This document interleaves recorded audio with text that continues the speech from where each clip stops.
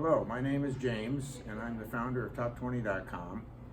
This is Top20.com, and this is a curated internet directory with over a network of over 800 separate domains and websites where we focus on education.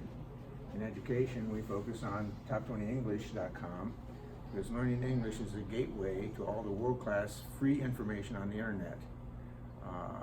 In our Top 20 Facebook page, we have over 500,000 followers.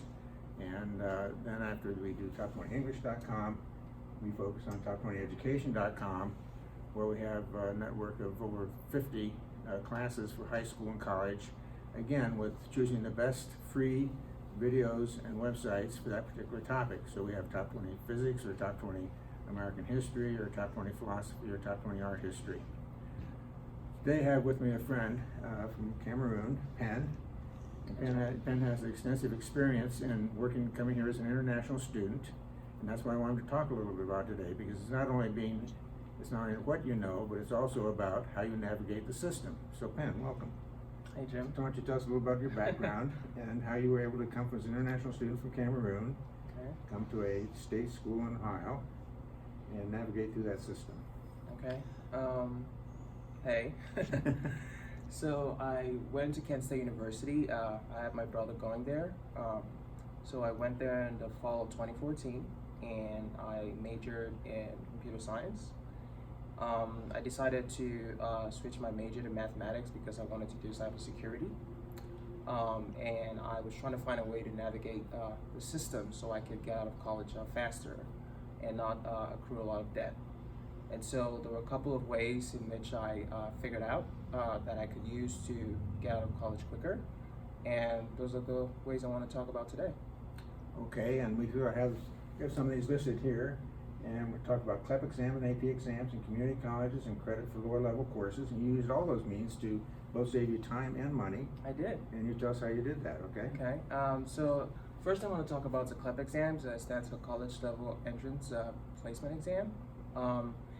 They offer about 33 examinations, and those exams can be used to test out of college level classes.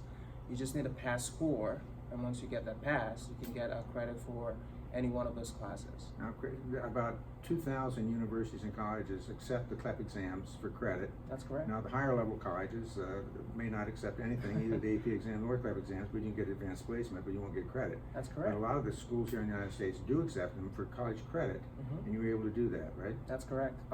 So the advanced placement exam, AP exams, can be taken by kids in high school, and once you get a high enough score, you can get credit for college level classes. Now, what people don't know is you don't even have to take the AP course. You can sign up if you do self-study and take the course without actually going through the course. You can actually take the exam and pass it. The CLEP exams, I want to point out for CLEP exams, there's a site called modernstates.org, modernstates.org, which gives courses for each of these CLEP exams so you can take for free, and then you can take the CLEP exam if you pass it. For some of these colleges, I said like 2,000 universities here in the United States or colleges, you can get some kind of credit for that. But you have to go to the website of each of the colleges to understand what they accept in terms of AP exams or courses for credit. And then there's go ahead and explain the rest of what you did. Next thing is taking classes at community colleges. So during my summer breaks, there were some classes I could take at the community colleges and transfer those classes to get college level credit for them. They were cheaper for me to take, and I took them online, and so it helped, shorten my time in college. The next thing was I took advanced classes, and taking advanced classes enables you to get credit for lower level classes. So for example, I took Calculus 1, and I was able to get credit for lower level math classes. So that saved me a lot of time in college. Another thing I want to point out is the purpose of getting internships in college. I had 2 internships when I was in college, and it really helped me get a job. And so once you're in college, it's really important that regardless of what you want to do, if you can make it a point to get internships, it would really help you get a job once you graduate. One of the things I point out on our Top20Education.com site, we have a navigation guide there, and students don't understand how important it is that first semester of your college, and to prepare for that, understand what courses you're going to take and prepare for those courses, because your first semester is by far the most important that you take in college. For example, I do admissions interviews for a state medical school, And to get into that medical school, you have a state medical school, you have to have a grade point average of about 3.75. If you don't get off to a good start on that first semester, it's very hard to get your grade point average up to 3.75, okay? And so that first semester is very important. So you choose courses you think you can do well in your first semester, and then you prepare for those courses before you take the course, so you have a scaffolding of the entire course, so you know with particular information, you put that in that scaffolding and understand the course as a whole. Very important for that preparation, and very important your first semester to take courses you think you can do well in. And then you need a mentor in college if you can. You go to office hours and you get a mentor, and if you do well that first year, in that first semester, you might be able to get a lab, work in a lab for a professor, or help them on a research paper, or develop a relationship where you get some work in the college because you're a good student. So that first semester is very important, and for preparation for the first semester. Now, if you go to graduate school, those decisions are made in November and December and January of your senior year. So your last semester of college, they don't even see your grade point average last semester, it doesn't count, okay? So I'm trying to tell you the first semester is the most important, and preparation for a course is what allows you to get, gives you the hook, okay? So it's like Clint Eastwood in a gunfight. You want the sun at your back. You need an edge, okay?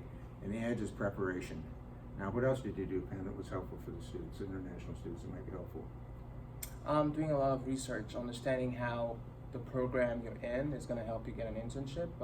If you're in a STEM field, science, technology, engineering, and mathematics, once you graduate college, you can have 3 years to work. If you're not in the STEM field, you just have 1 year, so it's important to know the difference between that. Once you're in college as an international student as well, you can get a lot of internships using a program called CPT. So it's good for students to do a lot of research to understand what opportunities are out there for the program. If you're picking a specific field, what kind of job opportunities are available? It's good to research that even if you're in the freshman year, so you have a really good idea about what you want to do with your degree. What we advise on our site is basically from the 7 habits of highly successful people. Number 1, begin with the end in mind, and number 2, be proactive.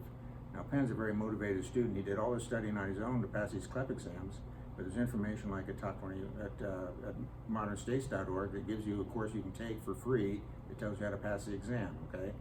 Now, you grew up in Western Cameroon near Nigeria, so that part of Cameroon spoke English, is that right? So That's correct. Okay. Western Africa, Cameroon is close to Nigeria. Okay.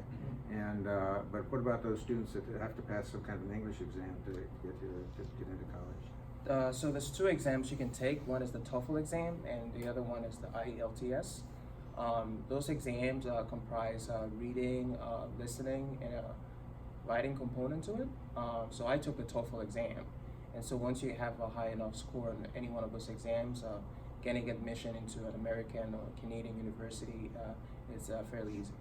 Now, on our Top 20 English site, we have directories for phonics and pronunciation and an alphabet and listening, but we also have a section on there, a whole directory on how to pass and prepare for and pass your exams for English ability to speak English in both the 2 exams, and we go through the writing and all the things he mentioned, speaking parts of those exams and how to prepare for them. So that's on the Top 20 English site as well. Okay, now, very good. We've been very successful. We've been very motivated, and the problem is it seems to be those people who work the hardest are the most successful, and I think Ben's a good example of that, okay? Is there anything else we can talk about, or that gives you pretty much your experience? Yeah, pretty much my experience. Very good. Thank you very much.